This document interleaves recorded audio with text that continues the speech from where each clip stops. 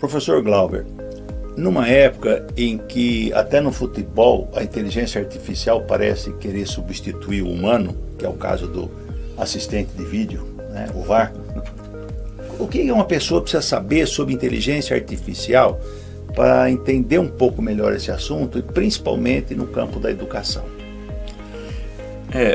Se a pessoa não tem a mínima ideia sobre o que é inteligência artificial e como ela funciona, né? Eu acho que é importante a gente falar algumas poucas coisas aqui, para ser bem objetivo para o público leigo, né? Que são as seguintes coisas, ó. Estas inteligências artificiais, na verdade, não são exatamente inteligentes de um ponto de vista humano ou de consciência. Os dados que elas geram são baseados nas informações utilizadas no chamado treinamento destas IA. Ou seja, tem que pensar que é como se fosse um completador de texto. O ChatGPT, por exemplo, é um completador de texto. Ele não tem consciência exatamente do que ele está escrevendo. O usuário tem que saber disso.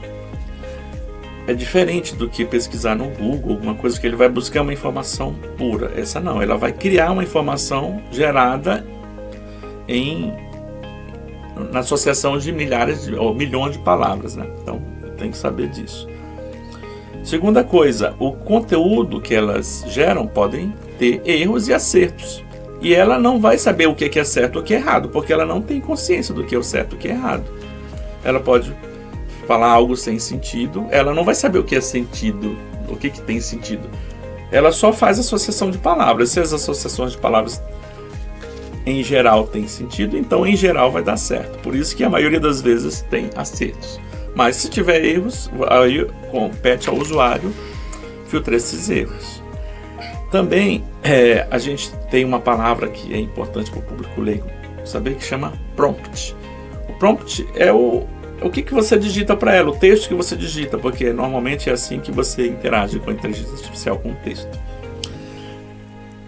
E além disso, algumas inteligências artificiais suportam outras entradas, tipo com áudio ou imagem e outros arquivos de texto também. Também tem uma coisa importante que tem que ser considerada, que é o seguinte, que tem cada inteligência artificial, imagina que está instalada num servidor tal, uma inteligência artificial, um servidor gigantesco, já para dizer de início, né? Essa inteligência artificial pode ser diferente de uma outra que está instalada em outro servidor. Por exemplo, a do ChatGPT-4, ela é uma inteligência artificial. Então, o que ela tem? Ela foi treinada numa quantidade de dados. Então, tem uma quantidade de dados lá, bilhões de dados que foi treinado. Tem uma janela de contexto, ou seja, que tamanho, quanto de texto ela consegue processar naquele raciocínio que ela vai usar naquele momento, né? Naquela forma de montar os dados que ela vai colocar. E outra coisa é a quantidade de textos que ela pode gerar para você ou que pode receber de você. Então isso tudo influencia. Então, por exemplo, se você quiser fazer um texto gigantesco, falar, escreva faz um prompt assim, escreva um romance de, sei lá, 500.000 palavras. Ele não vai conseguir fazer, por enquanto, pelo menos, não vai conseguir fazer isso, porque está muito grande essa janela de contexto. Ele vai até se perder, mesmo que você fizesse romance por partes. Faça o primeiro capítulo, faça o segundo, faça o terceiro. Quando chegar no último capítulo, ele já não vai mais lembrar exatamente do primeiro, então pode ser que ele comece a fazer uma coisa que não tem nada a ver, porque ele não tem uma janela de contexto. Então, o usuário tem que saber disso também. Basicamente, essas são as coisas fundamentais. Mas para quem ainda não se aventurou por nenhuma inteligência artificial, é melhor você entrar em alguma, por exemplo, no ChatGPT, criar um cadastro lá e utilizar para entender o que a gente está falando. Professor Glauber, quando se fala IA, né, inteligência artificial, as pessoas logo pensam em ChatGPT. Mas eu fui estudar, inclusive com o texto que você preparou, que o mundo é muito mais vasto das inteligências artificiais. O que você diria para alguém que quer saber que mundo é esse das inteligências artificiais? Bem, primeiro tem que entender que ideia de inteligência artificial se popularizou agora para o público em geral, mas para quem é da área da computação, isso já é um conceito trabalhado há muitas décadas, né? E é um conceito bem amplo. Até muitos questionam se esse é um nome adequado, né? Mas de qualquer forma é um conceito bem amplo que envolve anteriormente um conhecimento profundo de computação, matemática, estatística, essas áreas assim, dessas ciências específicas que foram utilizadas para gerar isso que a gente chama hoje de inteligência artificial, que o público em geral usa como o ChatGPT. Então, para saber profundamente, realmente tem que ser da área de computação. Você tem que adentrar nesse mundo e estudar um monte de disciplinas anteriores, né, para você conseguir entender. Mas e para o usuário? Para o usuário, primeiro ele tem que só entender essa lógica geral para saber onde que ele está pisando, né? E tem várias aplicações, vamos dizer, que estão visíveis agora, assim, para o usuário utilizar, porque antes ficava de fundo. Por exemplo, o mesmo ChatGPT, você pode, se você tem uma empresa, você tem um software, alguma coisa, você pode usar ele de fundo para realizar as ações daquele software. E aí o usuário nem vai saber exatamente que ele está usando a inteligência artificial, mas ele só vai ver que o software está fazendo executando aquela tarefa.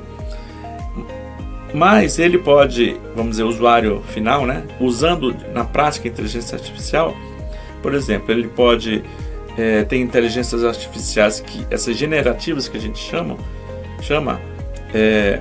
para gerar textos, como o ChatGPT, e tem muitas outras que geram textos e que analisam textos, que interagem com a gente com textos, né?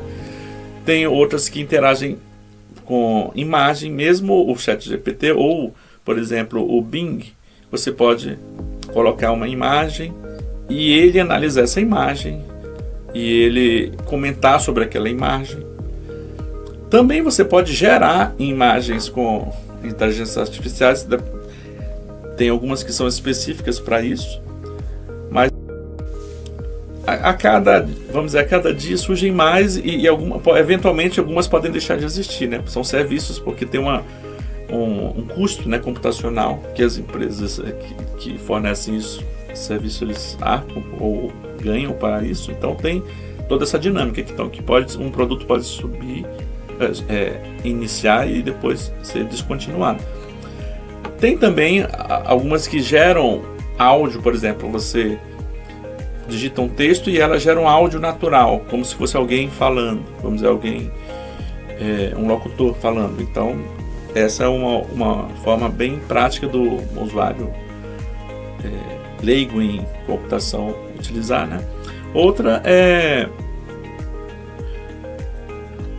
gerando música também. É possível gerar música com essas inteligências artificiais que você coloca alguns parâmetros lá, alguns dados, e ela gera uma música, um áudio no caso, baseado nisso. Então tem essas possibilidades.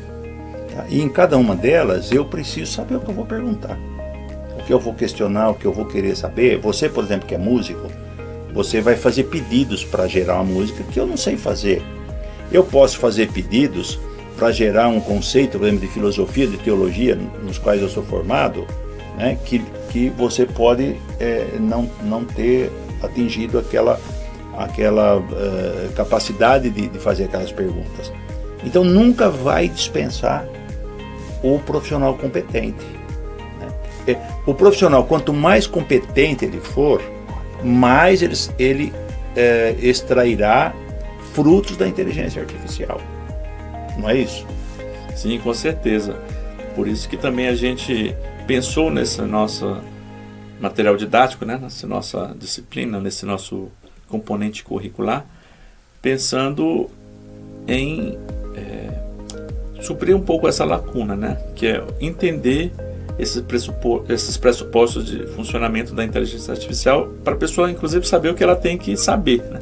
Para poder fazer isso. Por exemplo, um exemplo, eu vejo algumas inteligências artificiais generativas de imagem e que tem um monte de conceitos de imagem que eu desconheço. Então, para eu ter algo personalizado do jeito que eu quero, eu tenho que saber esses conceitos, eu tenho que entender.